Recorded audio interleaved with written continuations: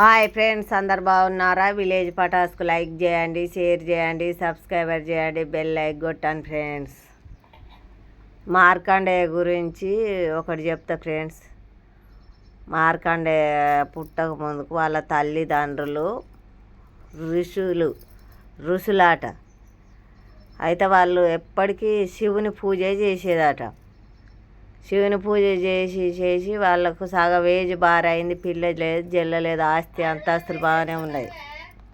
ఆస్తులు అంతస్తులు ఉండగా ఒకనాడు శివునితోటి పూజ చేసుకుంటా, తండ్రి శివయ్య, మేము పుట్టి పెరిగిన కాంచి నీ సేవ చేస్తాను, మాకు పిల్ల లేదు, జల్ల లేదు, ఈ సొమ్ము సంబంధం ఉంది దేనికని ఒకనాడు భర్త భార్య బాగా శివునికి ఆడ పూజ చేసుకుంటా మొర పెట్టుకొని ఏడుతుంటే శివుడు మేల్యమై ప్రత్యక్షమై, అమ్మ మీరు ఇంత దుఃఖపడతారు, ఇంత బాధపడతానికి మీరు ఎప్పటికీ శివుని పూజ చేస్తారు కదా, మీకు ఏం కావాలి, ఏం కోరుకుంటే ఏమి ఇవ్వలేదా భగవంతుడు అంటే, అయ్యా మాకు ఆస్తి ఉన్నది, అంతస్తు ఉన్నది, మిద్దెలు మేడలు అన్నీ ఉన్నాయి, మాకు సంతానం లేదు, సంతానం కావాలి దేవుడా మాకు అని అంటే, ఆ భగవంతుడు అప్పుడు మార్కండేయను వరం ఇచ్చి సంతానం ఇచ్చిండట. వరం ఇవ్వగానే మార్కండేయ పుట్టిండు అన్నట్టు. మార్కండేయ పుట్టినాక ఆ పిల్లగాడు కూడా ఈ తల్లిదండ్రులు నడిచిన తవ్వల్లే నడుతాండ్రు.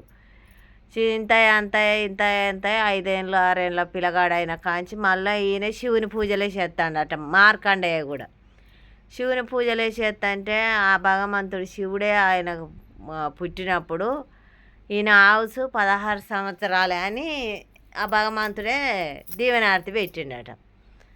ఇక ఇంత ఎప్పటికీ అదే పూజలు చేస్తుంటే చేయంగా 5 ఏళ్ళ పిల్లగాని కాంచి చేయంగా చేస్తాంటే ఇక 16 సంవత్సరాలు 10, 11, 12, 13, 14, 15, 16 సంవత్సరాలు పడ్డాయి. చిన్నపిల్లగా 5 సంవత్సరాల కాంచి చేస్తాంటే 5 సంవత్సరాల కాంచి చేస్తాంటే 16 సంవత్సరాలు పడంగానే యమధర్మరాజుకు తెలిసి ఈయనని తీసుకుపోతానికి వచ్చిండు.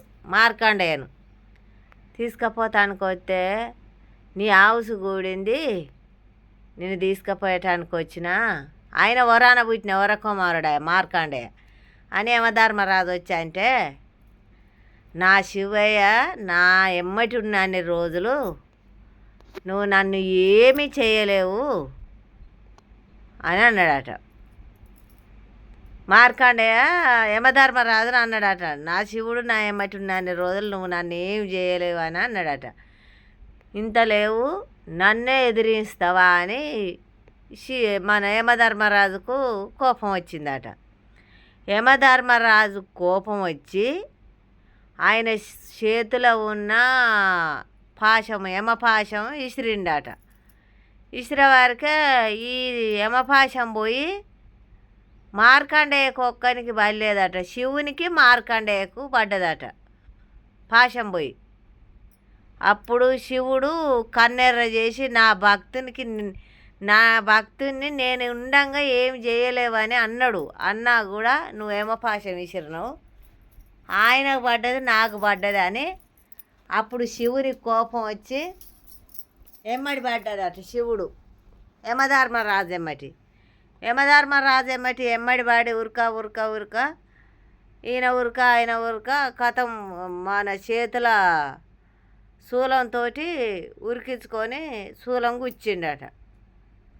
చేతుల శూలం ఉన్నదిగా, ఆ శూలంతో యమధర్మరాజును గుచ్చంగానే యమధర్మరాజు చచ్చిపోయిండట. యమధర్మరాజు ఎప్పుడైతే చచ్చిపోయిండో ఇక దేవతలు ఆయననే తీసుకొస్తే ఆవుసు పోసేది శివుడు, తీసుకుపోయేది యముడు. ఏం చేయాలి అని దేవతలు దిగొచ్చి శివుని కాడికి వచ్చి, శివయ్య నువ్వు ఇట్లా ఉగ్ర రూపం ఎత్తితే బాగుండదు, లోకం పుట్టనున్నది పెరగనున్నది, నువ్వు అందరికి ఆవుసిచ్చుకుంటా పోతే ఈ భూమండలం చీమ తిరిగేటానికి కూడా సందు ఉండదు, పుట్టినవాడు గిట్టినవాడు పుడతాడు, మళ్ళా చావు పుట్టుకలు సాధ్యమే, నువ్వు ఇట్లా చేయొద్దు తండ్రి అని దేవతలు వచ్చి వేడుకున్నాక ఈ మన యమధర్మరాజుకు మళ్ళా ఆయుసు ఇచ్చిండట శివుడు, బతికిచ్చిండు. బతికియంగానే మరి వీళ్ళిద్దరు నువ్వు పుట్టిస్తానికి, నేనేమో చంపటానికి. మరి మనం కూర్చొని మాట్లాడుకోవాలి, మనం ఎక్కడ ఉండాలి, ఏ దేశాన ఉండాలి, ఏ రాష్ట్రాన ఉండాలి. సాగు పుట్టుకలు ఇచ్చేది మన ఇద్దరం కలిసి ఉండాలి అని యమధర్మరాజు అన్నాడట. ఇంకా నేను ఇట్లనే చేస్తా అంటే నీ పూజలు చేసుకుంటూనే ఉంటారు, నేను వస్తూనే ఉంటాను, నీకు నాకు ఎల్లకాలం గొడవలు అవుతాయి. ఇట్లా కాదు తండ్రి, మనం కూర్చునేది పీఠం చూసుకోవాలి. పాపాలు నేను చూసుకుంటా, పుణ్యాలు నువ్వు చూసుకోవాలి అని ఒక చోటు మనం చేసుకోవాలి. ఎక్కడ నేర్వాలి, ఏ పీఠం చూసుకోవాలి, ఏ దేశం ఏ రాజ్యం చూసుకోవాలి మనం అని వీళ్ళు విచారించుకొని అన్ని దేశాలు అన్ని పుణ్యక్షేత్రాలు తిరగంగా కాశీ కాళేశ్వరం తిరిగి ఆడ 3 నదులు కలుతాయి కాళేశ్వరంలో. మన నీరు మనలకు అడిగిన నీరు ఎవరి తెలియని చోటు పోవాలి. వేల బిందెలను పోసినా, 1000 ట్రాక్టర్లు 1000 లారీలు వచ్చి పోసినా కూడా మనలకు అడిగిన నీరు ఏ చోట ఆగుపడొద్దని నిర్ణయించుకొని శివుడు యముడు ఒక్కటే చోట పీఠం వేసుకున్నారు కాళేశ్వరంలో. కాళేశ్వరం చూడనోళ్ళు ఒకసారి పోయి దర్శించుకోండి. ఇక్కడ మైబాద్లో కూడా మార్కండేయ గుడి ఉంటుంది, అక్కడికి కూడా వచ్చి మార్కండేయ భక్తితోటి ఇక్కడ పెట్టిర్రు శివలింగాన్ని. ఇక్కడికి కూడా దర్శించుకోండి. ఆ శివయ్య చల్లగా ఆ మార్కండేయని ఎట్లా కాపాడిండో మనలో కూడా అట్లా కాపాడుతాడు. ఎవ్వలను ఏ దేవుణ్ణి ఏ మానవుణ్ణి వెనకట ఇప్పుడు మనల కించబడతారు జనాలు, కానీ వెనకట దేవతలు సచ్చినోనే బతికిచ్చిండ్రు. ఆ మార్కండేయ కూడా ఊపిరి పోసింది ఆ శివయ్య. దేవుణ్ణి కించపరచకుండా దేవుడు అంటే లెక్క చేయకుండా ఉండకుండా భగవంతునికి దర్శనానికి పోయి భగవంతుడా శివలింగాన్ని శివలింగాన్ని పట్టుకున్నాడు.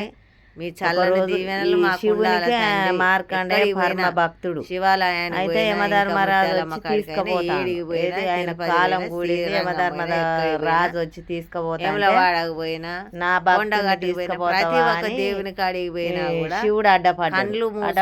అనగానే మొక్క కూడా శివుని ఇట్లా మనం వచ్చింది మన కంటి నిండా భగవంతుని చూడటానికి వచ్చి మూసుకొని మొక్కుతారు. అయితే ఎక్కడ పోయినా నా భక్తులను ఇట్లనే లొల్లి అవుతుంది అనుకోని యమధర్మరాజు మీ మధ్యలో ఏం కోరికలు కోరుకోని ఇద్దరం మనం కోరికలు కోరుకుంటే మళ్ళీ మేము తిరిగి వస్తాం తండ్రి అని అట్లా వేడుకొని యమధర్మరాజు అనుకోని ఫ్రెండ్స్ చక్కగా ఉన్నాడు మార్కండేయ శివలింగం ఒకే గుడి.